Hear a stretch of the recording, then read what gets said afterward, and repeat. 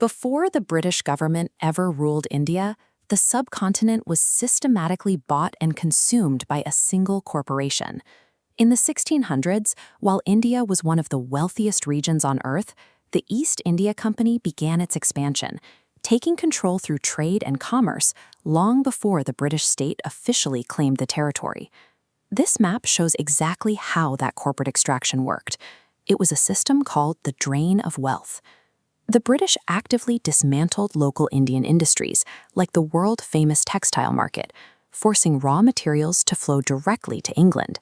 Manufactured goods were then shipped right back, destroying local economies and turning India into a massive supply chain for British profit. By 1857, anger boiled over into a massive armed revolt. Indian soldiers and regional kings fought back, but they were deeply fragmented. Without a unified command, they were easily outgunned and outmaneuvered by the unified logistics of the British military. Any lingering hopes that the British Empire might eventually offer equality were destroyed at this site. During a peaceful gathering at Jallianwala Bagh in 1919, British troops opened fire on thousands of unarmed men, women, and children. The massacre proved the empire would use absolute brutality to maintain control. Taking on the full might of the British military head-to-head was practically impossible. If Indians were going to win their freedom, they had to invent an entirely new two-front strategy. The first engine of this new strategy was simple in theory, but incredibly difficult to execute. Make ruling India economically and administratively impossible from the inside out by withdrawing the cooperation of the public. This approach was championed by Mahatma Gandhi through a concept called satyagraha, or truth force. Gandhi recognized a massive vulnerability. The British administration was relatively small. It only functioned because millions of Indians obeyed their orders. To exploit this, ordinary citizens began a massive boycott. During the non-cooperation movement, Indians pulled their kids out of government schools, quit civil service jobs, and stopped buying imported clothes. They were deliberately crippling the colonial administration. The true brilliance of this strategy peaked in 1830 with the Dandi March. The British had monopolized the production of salt, something every human being needs. Gandhi led a 24-day walk to the ocean to make his own salt, breaking the law in front of the world. This simple act of defiance triggered a nationwide movement, bringing farmers, students, and a massive number of women directly into the fight. The British responded with severe violence, but jailing and beating thousands of peaceful protesters backfired. It completely stripped away the Empire's moral authority, exposing their brutality and generating immense global sympathy for the Indian cause. This mass movement successfully destroyed the economic profitability of colonial rule. The empire was losing money, but the British still held physical control through overwhelming military force. That military control was challenged by the second engine of resistance. Running parallel to Gandhi's peaceful protests was a generation of radical youth who believed the British would only respond to physical force.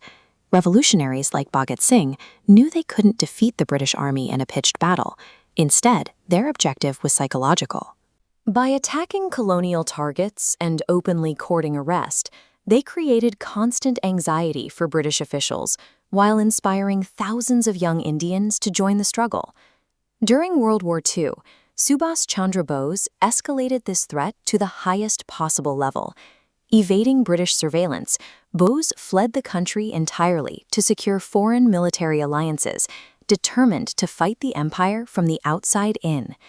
Bose organized the Indian National Army, recruiting Indian soldiers who had been taken as prisoners of war.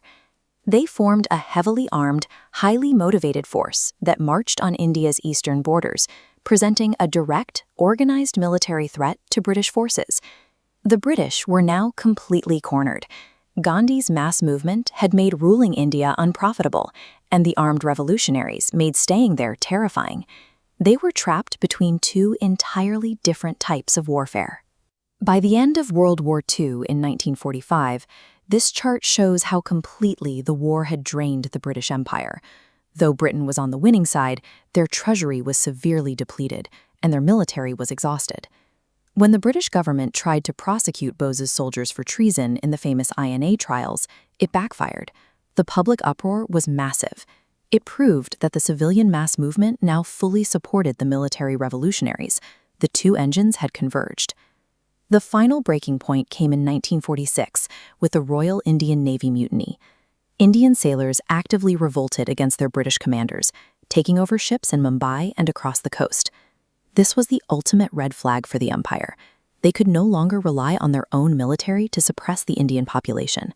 With the domestic economy paralyzed by civilian protests and the military actively mutinying, the structural mechanisms of the empire collapsed. The British simply had no choice left but to pack up and leave. On August 15, 1947, the British formally handed over power, finally ending nearly 200 years of colonial rule. But this freedom came at a devastating cost. The Mountbatten Plan forced the partition of the subcontinent into India and Pakistan.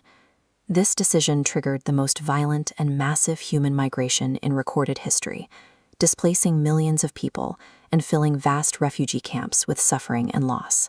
Inside its new borders, India faced an immediate existential crisis. The land was fractured into over 500 independent princely states. It took the immense diplomatic and strategic heavy lifting of Sardar Vallabhbhai Patel to negotiate with these rulers and merge them into a single unified country. To hold this incredibly diverse population together, the country desperately needed a new rule of law. Dr. B.R. Ambedkar took on the vital task of drafting the Constitution, building a framework that would guarantee rights and establish democratic governance. That monumental effort was realized on January 26, 1950, when the Constitution officially went into effect. India severed its ties as a British dominion and transformed into a sovereign republic. Freedom arrived after 150 years of relentless dual-engine pressure. By combining the collective non-compliance of millions of ordinary citizens with the active threats of revolutionaries, India broke the structural mechanisms of a global superpower from the inside out.